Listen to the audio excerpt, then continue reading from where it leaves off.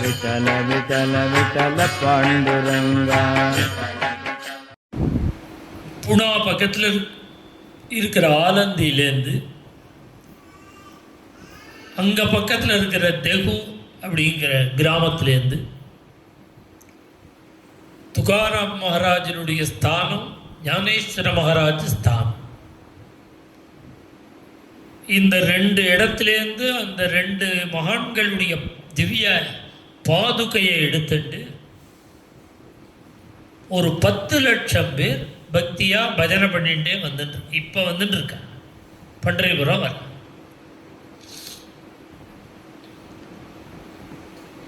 இப்படி பாத யாத்திரையாக வந்து ஆஷாட ஏகாதசி பாண்டுரங்கன்னு சேவிக்கிறது. இந்த யாத்திரைங்கிறது ஞானேஸ்வர மகாராஜ் காலத்திலேருந்து நடந்துட்டு இருக்கிற ஒரு யாத்திரை. இன்றைக்கு நடக்கிறது ஒரு 20 நாளுக்கு மேலே ஆகலாம். அந்த யாத்திரை நடந்து வரும். அந்த வாரகரி சம்பிரதாயங்கிற ஒரு சம்பிரதாயத்தில் இந்த யாத்திரை ஒரு லட்சணம். ஒரு வருஷத்தில் 20 நாள், 20 நாள் மாத்திரம் துளசி மாலையை போட்டுண்டு கோபிச்சந்திரன் எட்டு இருந்தால் போருமா? பாக்கி 345 நாள் எப்படி இருக்கிறது? அதனால இந்த வாரகரி சம்பிரதாயத்தில் இந்த யாத்திரைங்கிறது ஒரு லட்சணம். 15 லட்சணம் வாரகரி சம்பிரதாயம். எல்லா மகான்களுக்கும் ஒரு சம்பிரதாயம். நார்த் இந்தியாவிலே கிருஷ்ண சைதன்ய மகாபிரபுன்னா அது சைதன்ய சம்பிரதாயம். வல்லபாச்சாரியாள்னா வல்லப சம்பிரதாயம்னு. சம்பிரதாயம்னா என்ன? அதை ஃபாலோ பண்ணுறா பாருங்க. அவளுக்கு தெரிய வேண்டிய சகல விஷயங்களும் அந்த சம்பிரதாயத்தில் இருக்கும். ஃபாலோ பண்ண வேண்டியது. இதே சைதன்ய சம்பிரதாயம் அப்படின்னா அவளுக்கு ஒரே ஸ்லோகம். சைதன்ய சம்பிரதாயம் அரத்யோ பகவான் விரஜேசதனய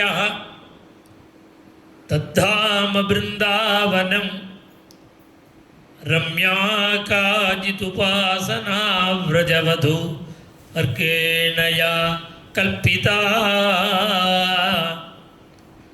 ஸ்ரீமத் பாகவதம் பிரமாணமமலம் பிரேமாபுமர்த்தோ மகான் ஸ்ரீச்சைதன்ய மகாபிரபோகோ மதமிதம் தத்ராக்ரஹோ நப்பரஹ. இதான் சைதன்ய சம்பிரதாயம். சைதன்ய சம்பிரதாயம்னா என்னன்னா முதல்ல எந்த தெய்வத்தை உபாசனை பண்ணணும், நாம் ஆசிரியிக்க வேண்டிய க்ஷேத்திரம் எது, நம்முடைய உபாசனை எப்படி இருக்கணும், நமக்கு பிரமாணம் எந்த புஸ்தகம், நம்முடைய புருஷார்த்தம் என்ன, சர்வ பிரகாரத்தினாலேயும் நாம் அடைய வேண்டிய புருஷார்த்தம் எது, இதை இத்தனையும் சொல்றது தான் சம்பிரதாயம். மகாபிரபு சம்பிரதாயத்தில் யாரா இஷ்ட தெய்வம்னா ஆராத்யோ பகவான் பிரஜேசதனயா, கிருஷ்ணன் தான் அவளுக்கு ஆராத்தியம். அந்த கிருஷ்ணனுக்கும் நிறைய அவசரங்கள் இருக்கு. பார்த்தசாரதியாக இருந்திருக்கார், ருக்மிணி கல்யாணம் பண்ணிட்டு இருக்கார், குச்சேலனுக்கு அனுகிரகம் பண்ணியிருக்கார், தூது போயிருக்கார், திரௌபதி மான சம்ரட்சணம் பண்ணியிருக்கார். எத்தனையோ லீலைகள் பகவான் பண்ணியிருக்கான். இருந்தாலும் நாம் வழிபட வேண்டிய மூர்த்தி யாரு? நவரஜேசதனயா. விரஜேசன்னா நந்தகோபன், நந்தகோபனுடைய பிள்ளை. இதிலேருந்து என்ன தெரிகிறதுன்னா 11 வயசுக்கு உட்பட்டு பகவான் லீலைகள் பண்ணினது எல்லாம் விரஜபூமி, பிருந்தாவனம், கோகுலம் பிருந்தாவனம். அங்க நந்தகோபனுடைய பிள்ளையாக பக்தாளுக்கெல்லாம் பரம அனுகிரகம் பண்ணின அந்த கோபாலன் இருக்கானே, அவன்தான் நாம் ஆராதிக்க வேண்டிய பரதெய்வம்.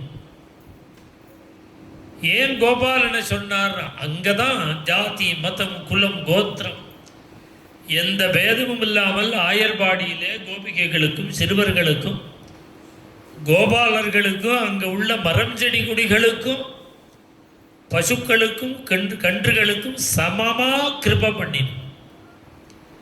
எந்த விதமான தகுதியையும் எதிர்பார்க்காமல் அனுகிரகம் பண்ணினவன் அவன். நாம் ஆசிரியிக்க வேண்டிய க்ஷேத்திரம் எதுன்னா தத்தாம பிருந்தாவனம்.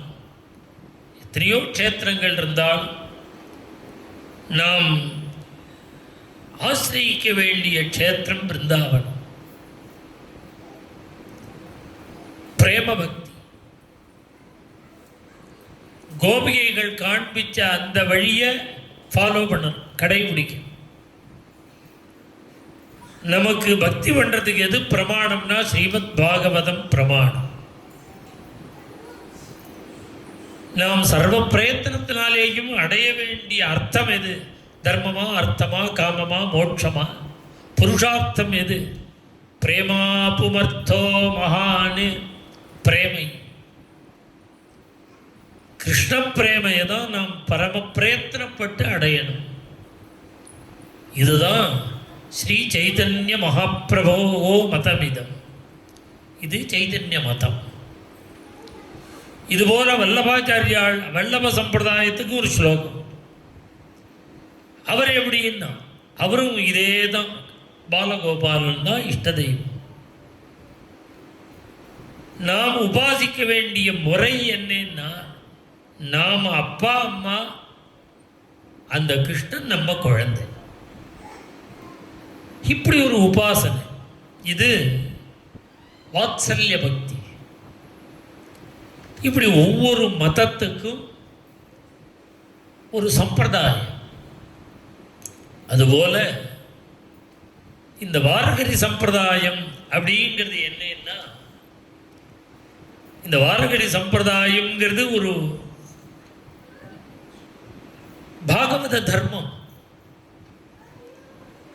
பாகவத தர்மம்ங்கிறது என்னன்னா பக்தி ஞான வைராக்கியம். இதே சாதாரணமாக ஞானத்தை அடையணும். ஞானத்தை எப்படி அடையணும்னா கர்மா பண்ணிகிட்டே இருக்கணும். கர்மா பண்ணி பண்ணி பண்ணி பண்ணி பண்ணி சித்த சுத்தி ஏற்படணும். வைராக்கியம் சித்திக்கும், சித்த சுத்தி ஏற்படும், தத்துவாரா ஞானம். இதுதான முறை. பாகவத தர்மம் என்ன சொல்றதுன்னா, கர்மா வைராக்கியம் ஞானம் அப்படி சொல்லாமல் பக்தி ஞான வைராக்கியம். நீ கர்மாவை இந்த காலத்தில் உன்னால எந்த அளவுக்கு கர்மா பண்ண முடியும்? இந்த நாள்லாம் பெரிய காரியங்கள் எதுவுமே பண்ண முடியாது. ஏன் பண்ண முடியாதுன்னா, நாம் சௌகரியங்களுக்கு அடிக்ட் ஆயிட்டோம். அசௌகரியமாக இனிமேல் நம்மால் எங்கேயுமே தங்க முடியாது. இப்பயே நம்ம ஆசிரமத்தில் பார்த்தேன்னா ரூமெல்லாம் ஓரளவு சௌக்கியமாக இருக்கும். இது ஒரு 5-6 வருஷம் முன்னாடி வந்த அவளுக்கு தான் புரியும். முன்ன எப்படின்னா ஒரு ஃபேனோடும் ஒரு கட்டில் இருக்கும், மெத்த கூட இருக்காது. சில ரூமில் கட்டில் இருக்கும், சில ரூமில் கட்டில் இருக்காது. தலாணி மெத்தையெல்லாம் கிடையாதுங்க. இது இந்த மினிமம் ஃபெசிலிட்டி கூட இருக்காது. இப்போ பார்த்தேன்னா ஒரு நல்ல ஹோட்டலில் தங்குறதை விட நல்லா இருக்கும். இது ஏன் பண்ணியிருக்கோம் அப்படின்னா, நமக்கு பாண்டுறங்கன்னு இங்கே தங்கி சேவிக்கணும். பழையபடி ரூமை வச்சுன்னு வந்து தங்குன்னா யாராலும் தங்க முடியாது. அவள் நிஷ்கவலையாக தங்கணும், சௌக்கியமாக தங்கணும்னா இந்த மினிமம் ஃபெசிலிட்டியாவது இருக்கணும். இப்போ இவ்வளவு ஏற்படுத்தியிருக்கிறது எதுக்குன்னா இங்கே தங்கணுங்கிறதுக்கா. இங்கே தங்கினா வேறு கவலை இல்லாமல் இருக்கணும், வேறு சிரமம் இல்லாமல் இருக்கணும். அதனால் நாம் யாருமே சௌகரியத்துக்கு அடிக்ட் ஆகிட்டோம். கர்மானாலே என்னன்னா உன் சௌகரியத்தை விட்டால் தான் அனுஷ்டானம் பண்ண முடியும். இப்பயே இந்த போன மாதம் ஒரு வாரம் 6 நாள் இங்கே சாதுர்மாச யாகம் நடந்தது. எங்கள் அண்ணாவும் நானும் சேர்ந்து பண்ணினோம். இப்போ பாண்டுரங்கனை உபாசிக்கிறதுக்கு அதுக்கும் உள்ள டிஃபரன்ஸ். இந்த பாண்டுரங்கிட்ட பஜனை பண்ணுறேன், கதை சொல்கிறேன், சௌக்கியமாக ஏசி, சைடில் வேறு ஃபேன் ஓடுறது, மேலேயும் ஃபேன் ஓடுறது, ஏசி ஜில்லு ஜில்லுன்னு இருக்குது. இப்படியே அர்ச்சனை பண்ணுறோம், ஆராதனை பண்ணுறோம், பஜனை பண்ணுறோம், பூஜை பண்ணுறோம். இதே அனுஷ்டானம் பண்ணணும்னா ஃபேன் கிடையாது, ஏசி கிடையாது, எல்லா பக்கமும் அக்னி, வெயில் தாங்கல்ல, சூடு தாங்கல்ல, காலத்தில் சாப்பாடு கிடையாது. தினம் 3 மணி 4 மணிக்கு தான் சாப்பாடு. ராத்திரி முழுக்க ஒரு நாளைக்கு ராத்திரி 12:30 மணிக்கு தான் முடிஞ்சுது. கார்த்தால 4 மணிக்கு ஆரம்பிச்சது. கார்த்தால 4 மணிக்கு ஆரம்பித்தது, ராத்திரி 12:30. இப்போ எங்களுக்கெல்லாம் ஒரு அதே குடும்பத்தில் பிறந்திருக்கிறதுனால எங்கள் அப்பா தாத்தா கொள்ளு தாத்தான்னு பரம்பரையாக இந்த யாகங்கள் சிரௌத தர்மங்கள் எல்லாம் பண்ணினத்தினால இது பாரமாக தெரியல. புதுசாக யாரையாவது உட்காத்தி வச்சா அவளால் உட்காரவே முடியாது. பொறும் இது என்னத்தை எதை காமிக்கிறது? நம்முடைய சரீரம் ஃப்ளெக்சிபிளாக இல்லை, சௌக்கியம். அதனால் இப்போ இனிமேல் பழையபடி நான் அனுஷ்டானம் பண்ணு, யாகங்கள் பண்ணு, தியானம் பண்ணு, சமாதியில் இருக்கணும், யோகா யமோ நியமம் ஆசனம் பிராணாயாமம் பிரத்யாகம் இதெல்லாம் பண்ணணும்னா இனிமேல் நமக்கு சொன்னதை கேட்குமோ? நமக்கு எதிராக சொன்னது கேட்கும்னா உட்கார்ந்து பஜனை பண்ணுறது தான் சொன்னது கேட்கும், சிரமமே இல்லை. அதனால இந்த பக்தி ஞான வைராகி வாசுதேவே பகவதி பக்தி யோக பிரயோஜிதாக ஜனயத்யாசு வைராக்கியம் ஞானம் எத்ததகைதுகம். பாகவதத்திலேயே ஆரம்பத்தில் வாசுதேவே பகவதி, பகவான்கிட்ட பக்தி பண்ண எவ்வளவு கணக்கில் நாள் கணக்கில் வைராக்கியம் வரும்.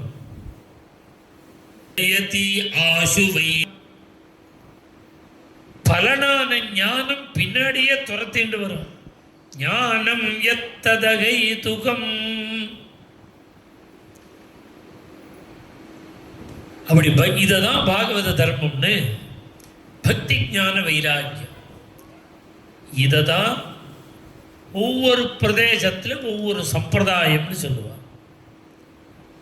அதில் மகாராஷ்டிர சம்பிரதாயத்தில் இந்த பத்ததிக்கு இப்போ நான் சைதன்ய சம்பிரதாயம், வல்லப சம்பிரதாயம், ராமானந்த சம்பிரதாயம், சங்கர சம்பிரதாயம், ராமானுஜ சம்பிரதாயம், மத்வ சம்பிரதாயம், இதுபோல் இந்த சம்பிரதாயம் சொன்னமே, இதுபோல் ஒரு சம்பிரதாயம்தான் வாரகரி சம்பிரதாயம். அந்த வாரகரி சம்பிரதாயம்னா 15 லட்சணங்கள் அதில் சொல்லப்படுறது. அது இந்த காலத்தில் அது அப்படியே மருவி போய் இப்போ அந்த சம்பிரதாயத்தில் இருக்கிறவாளை கேட்டால் என்ன சொல்லுவா?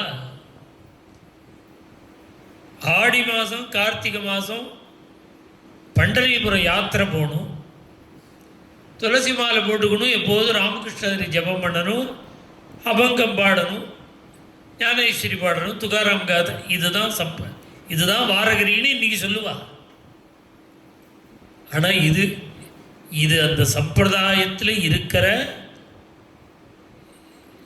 சில லட்சணங்கள். அந்த சம்பிரதாயம்னு எடுத்தால் 15 லட்சணங்கள். இப்போ நான் சொன்னேன் பாருங்க, ஆராத்யோ பகவான் பிரஜேசத்தனை நிர்ணயம் பண்ணி சொல்லணும். சைதன்ய சம்பிரதாயம்னா நிர்ணயம். என்ன நிர்ணயம்? என்ன உபாசனை? நரசிம்மமூர்த்தியா, திரிவிக்ரமமூர்த்தியா, ராமரா, கிருஷ்ணரா, அதுவும் கீதோபதேசமா, கோவர்தன கிரிதாரியா, இது மாதிரி நிறைய விஷயங்கள் இருக்கணும். அதுக்கு முடிவு சொல்லணும். என்ன? ஆராத்யோ பகவான் பிரஜேசதனயா கிருஷ்ணன், அதுவும் ஆயர்பாடியில் இருக்கிற நந்தகோபகுமாரன் கண்ணையாலால். அவன் நிர்ணயம் பண்ணணும். ஒரு சம்பிரதாயம்னா அதோட மூர்த்தியை. இப்போ வாரகரி சம்பிரதாயம்னா அவளுக்கு மூர்த்தி என்ன அப்படின்னா ஒரே மூர்த்தி பாண்டுரங்கன், உபாசனா மூர்த்தி. அவளுக்கு அதில் ஞானிகளும் உண்டு. ஞானேஸ்வர மகாராஜ் மாதிரி ஞானிகள் உண்டு. துகாராம் மகாராஜ், ஞானேஸ்வர மகாராஜ், அவள்லாம் ஞானி. அநேகமாக மகாராஷ்டிர சந்துக்கள் எல்லாருமே அத்வைதிகள் தான். எல்லாரும் அத்வைதிகள். அத்வைதம்னா நிர்குணத்தை தானே சொல்லணும். அதுதானே சத்தியம். அத்வைதியா இருந்தாலும் அவ என்ன சொல்லுவா? எங்களுக்கு நிர்குண பிரம்மம் சகுண பிரம்மம் ரெண்டுமே பாண்டுரங்கன். அவளுக்கு பேதம் கிடையாது. நிர்குணமும் பாண்டுரங்கன் தான், சகுணமூர்த்தியும் பாண்டுரங்கன். அவ உபாசனா மூர்த்தி அப்படின்னா பாண்டுரங்கன். அதுலேயும் பகவானுடைய அவதாரங்கள் எல்லாமே உபாசியம். நீங்கள் பண்டரிபுரம் போனால் பாண்டுரங்கனை தரிசனம் பண்ணி அப்படியே தாயார் சந்நிதிக்கு போயிடுவோம். நடுப்புல ஒரு பிராகாரம் இருக்கு. அங்கே பார்த்தா நரசிம்மமூர்த்தி இருப்பார், தத்தாத்திரேயர் இருப்பார். அந்த சம்பிரதாயத்தில் எப்படின்னா பகவானுடைய அவதாரங்கள் எல்லாம் உபாசியம். அந்த அவதாரங்கள்லையும் ராமாவதாரம் கிருஷ்ணாவதாரம் பிரதானம். எல்லா அவதாரங்களும் உபாசனை. ராமாவதாரம் கிருஷ்ணாவதாரம் முக்கியம். அந்த ரெண்டு அவதாரத்திலையும் கிருஷ்ணாவதாரம் தான் ரொம்ப முக்கியம். ஏன் கிருஷ்ணாவதாரம் முக்கியம்னா அந்த கிருஷ்ணன் தானே பாண்டுரங்கன். அதனால இந்த பகவானுடைய அவதாரங்கள் எல்லாத்தையும் அங்கீகரித்து அதில் ராமாவதாரம் கிருஷ்ணாவதாரம் உயர்ந்ததுன்னு சொல்லி அதுலேயும் கிருஷ்ணாவதாரம் சிரேஷ்டமானதுன்னு சொல்லி அந்த கிருஷ்ணனான பாண்டுரங்கன் தான் இவாளுக்கு உபாசனா மூர்த்தி. ஏன் பாண்டுரங்கனை சொல்றார் அப்படின்னா இவ்வாறு இந்த பாண்டுரங்கனுடைய மகிமேங்கிறது நிறைய அபங்கங்கள் எல்லாம் சொல்லப்படுறது. அபங்கங்கள்ங்கிறது இப்போ ஞானேஸ்வர மகாராஜனுடைய காலத்திலேருந்து தான் நமக்கு கிடைச்சிருக்கு. ஒரு 800 வருஷத்தில் உள்ள அபங்கங்கள் கிடைக்கிறது. அதில் தான் பாண்டுரங்கனை சொல்கிறார். இவா 800 வருஷம் சொல்கிறாளே தவிர பாண்டுரங்கனுடைய மங்களாசாசனம் 2000 வருஷமாக இருக்கு. 2000 வருஷம் முன்னாடி யார் பண்ணினா முதல் மங்களாசாசனம் ஆதிசங்கர பகவத் பாதாச்சாரியாளால் பண்ணினது பாண்டுரங்காஷ்டகம். மாயோக பீட்டே தட்டே பீமரத்யாக ஆதிசங்கர பகவத் பாதாச்சாரியால் சொன்ன மங்களாசாசனம் 8 ஸ்லோகம் பாண்டுரங்காஷ்டகம். இந்த பாண்டுரங்காஷ்டகத்தில் ஒரு ஸ்லோகத்தில் சொல்றார், சம்சார சாகரத்தில் அது ஆழம் காண முடியாதது, ஆழமானது, தாண்ட முடியாததுன்னு எல்லாரும் சொல்லுவா. என்னுடைய திருவடி ரெண்டையும் பிடிச்சுனுட்டா சம்சார சாகரத்தில் இடுப்பு மட்டும்தான் ஆழம் அப்படின்னு அளவு காண்பிக்கிறான். பிரமாணம் பவப்தேகே இதம் மாமகானாம் நிதம்பக்கராபியாம் திருதோ ஏன தஸ்மாத். அப்படி சம்சார சாகரத்தில் இடுப்பு மட்டும்தான் ஆழம்னு காண்பிக்கிறார். புரந்தரதாசர் சொல்றார், தன்னை சேவிக்க வர பக்தனுக்கு அல்பமான பலனை கொடுத்து ஏமாற்றக்கூடாது. ஜகத்திலேயே திரிபுவனத்திலையும் 14 லோகத்திலையும் உயர்ந்ததான ஒன்றை கொடுக்கணும்னு தீர்மானம் பண்ணி, தன்னை விட உயர்ந்தது ஜகத்திலேயே இல்லாததுனால தன்னையே கொடுக்கிறவன் அப்படின்னார் புரந்தரதாஸ். தன்னையே கொடுக்கறதுக்காக தான் இடுப்பில் கையை வச்சு ஃபோட்டோவுக்கு போஸ் கொடுக்கறதுக்கு இல்லை. பின்ன ஏன் இடுப்பில் கையை வச்சுட்டு இருக்கா? தன்னை தூக்குறாராம் அவர். தன்னையே தூக்கி கொடுத்துருவோம். இதனால தன்னையே கொடுக்கக்கூடிய அந்த பாண்டுரங்கன் தான் உபாசனா மூர்த்தி. துகாராம் மகாராஜ் சொல்றார், ஞானேஸ்வர மகாராஜ் சொல்றார், பண்டரிபுரம் வந்து பாண்டுரங்கனை யார் தரிசனம் பண்றாளோ அந்த க்ஷணமே அவளுக்கு வைகுண்டம் ரெடியா இருக்கு. அவளுக்கு இனி ஜென்மாவே கிடையாதுங்கிறார் துகாராம் மகாராஜ். இப்படி அனுகிரகம் பண்ற மூர்த்தி எங்க இருக்கு? இப்படி யார் அனுகிரகம் பண்ணுவா? அதனாலதான் இந்த சம்பிரதாயத்தில் பரம கருணாமூர்த்தியான பாண்டுரங்கன் தான் உபாசனா மூர்த்தி. ஒரு சம்பிரதாயம்னு ஒன்று வந்துவிட்டு, ஒரு மூர்த்தியை உபாசனம் பண்ணுறதுன்னு வந்துவிட்டு, ஏதோ 10 நிமிஷம் பூஜை பண்ணினோம், பாக்கி நேரங்கள்லாம் 10 நிமிஷம் 20 நிமிஷம் பூஜை பண்ணால் போருமா? பாக்கி நேரம். 2வது லட்சணம் நித்யானுசந்தானம். எப்போதும் இடைவிடாது நம்ம கிட்ட ஓடிண்டே இருக்கணும் ஒரு விஷயம். அது என்ன அப்படின்னா, அவளுக்கு நித்யானுசந்தானமாக ஸ்ரீமத் பாகவதம். வாரகிரி சம்பிரதாயம்னா பாகவத பாராயணம் பண்ணணும். பாகவத பாராயணமும் ராமாயண பாராயணம் ரெண்டும் பண்ணணும். பாகவதம் ராமாயணம், இதை தவிர பகவத்கீதை. இதுதான் ஏற்கனவே இந்த லட்சணங்கள்ல சொல்லப்பட்ட நித்யானுசந்தானம். ஆனா இன்னைக்கு எப்படி இருக்கு அப்படின்னா, இந்த வாரகிரி சம்பிரதாயத்தில் நித்யானுசந்தானம் ஞானேஸ்வரி பாராயணம். கீதா தானே ஞானேஸ்வரி. ஞானேஸ்வரி பாராயணம், நாத பாகவதம்னு ஏகநாத சுவாமிகளுடைய பாகவதம், மராட்டி பாஷையில் பண்ணின பாகவதம், துகாராம் காதா, இதெல்லாம் தான் இன்னைக்கு அந்த நித்யானுசந்தானம்.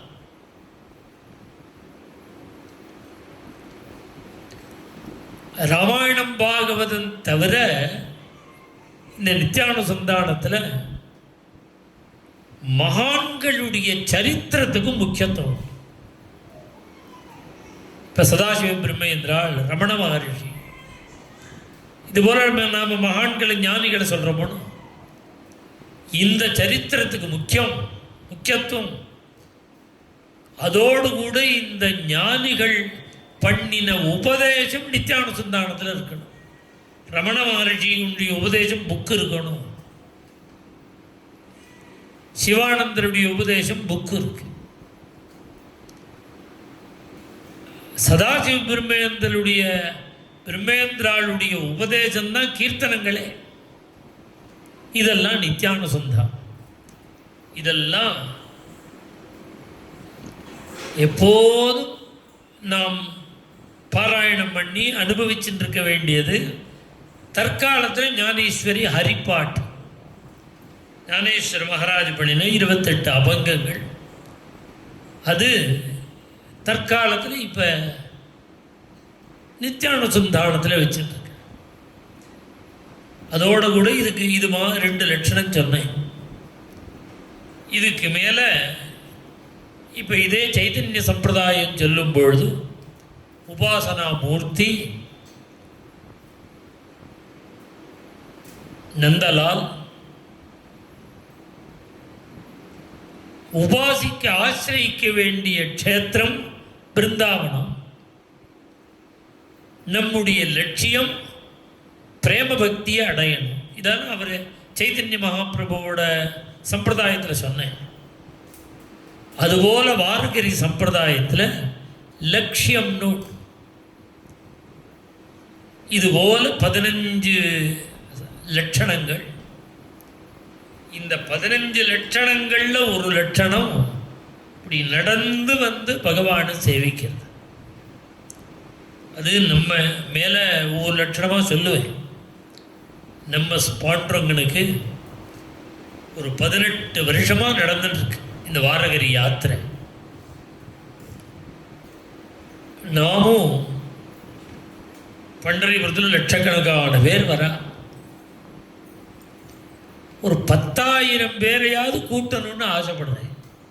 லட்சக்கணக்காக வேண்டாம், 10 லட்சம் வேண்டாம், ஒரு 10,000 பேராவது இந்த யாத்திரை. அங்கே 200 மைல் பண்ணுறாங்க, இங்கே வெறும் 12 மைல் தான். கும்பகோணத்தில் கிளம்பினா 3 மணி நேரம் கோவிந்தபுரம் வந்துள்ள. இந்த யாத்திரை ஒரு லட்சணம். பாண்டுரங்கன் சந்நிதியினாலே யாத்திரை லட்சணம்.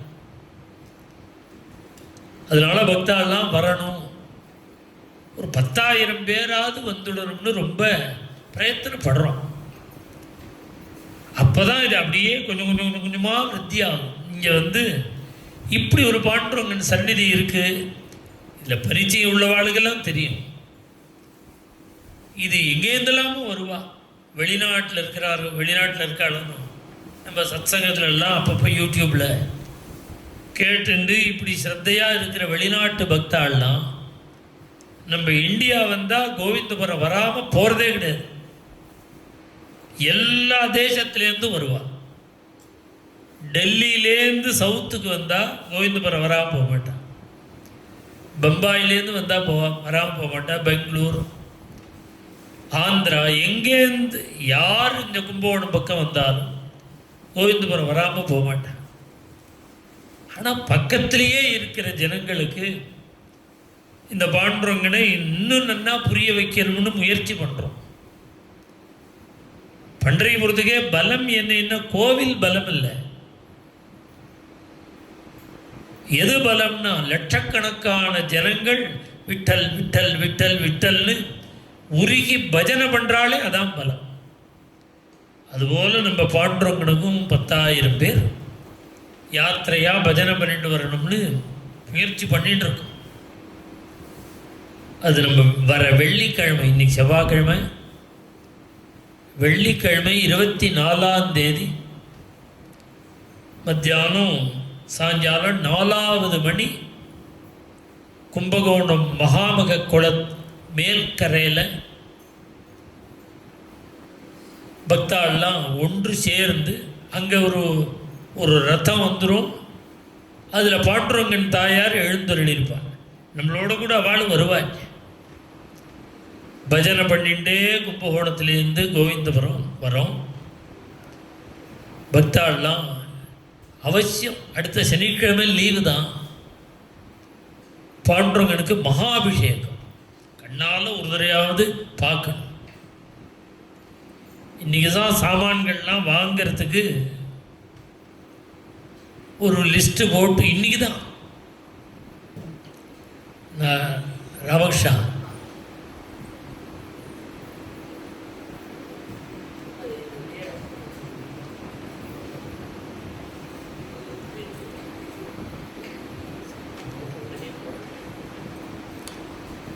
அபிஷேக திரவியங்கள்லாம் போட்டிருக்கோம்.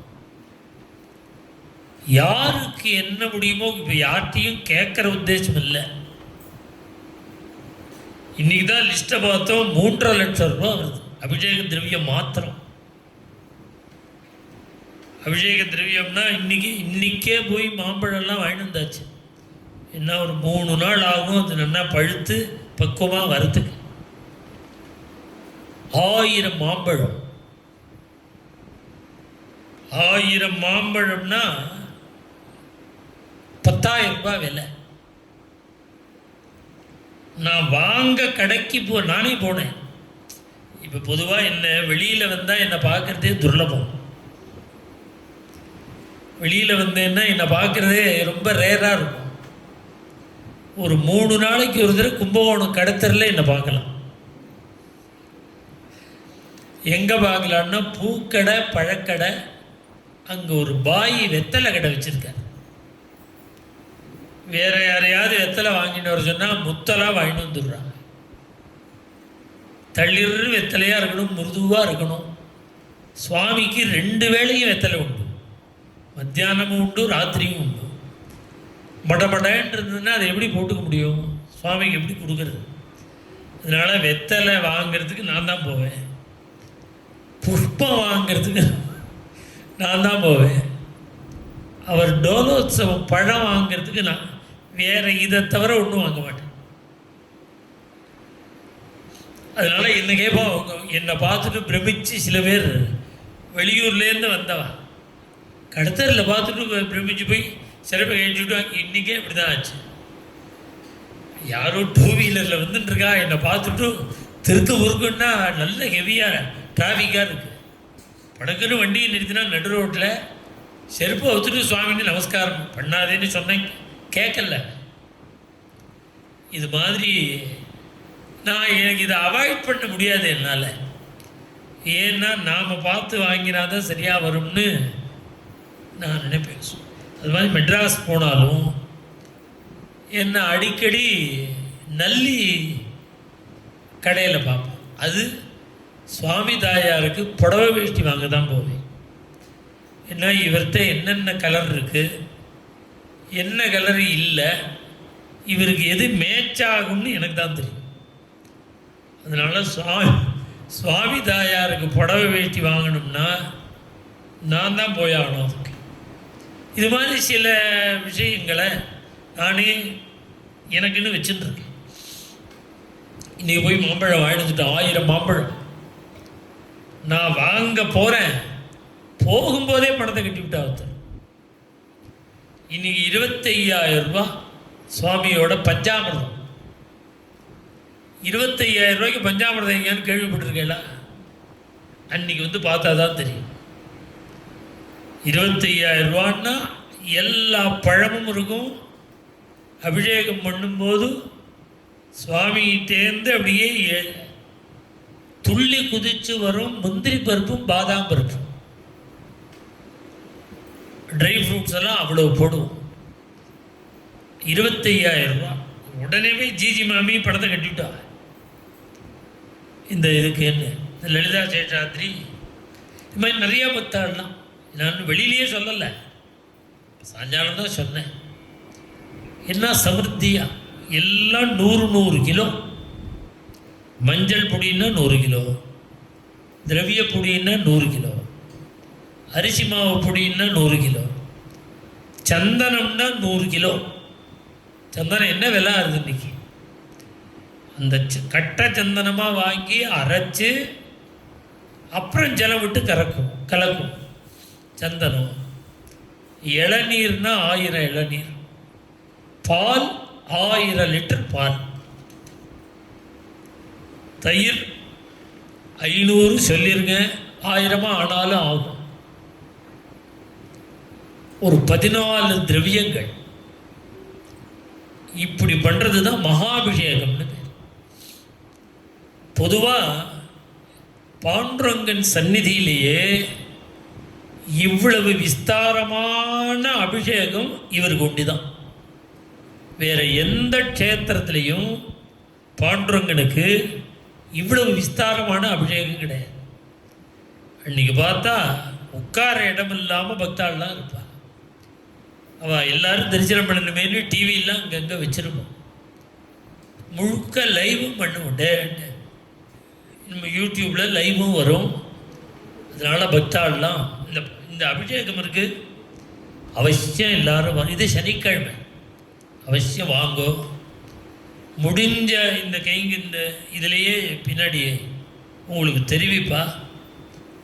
உங்களுக்கு ஏதாவது இதில் கலந்துக்கணும்னா அவசியம் நீங்களும் கலந்துக்கலாம். பாக்கியம் இருக்கணும்.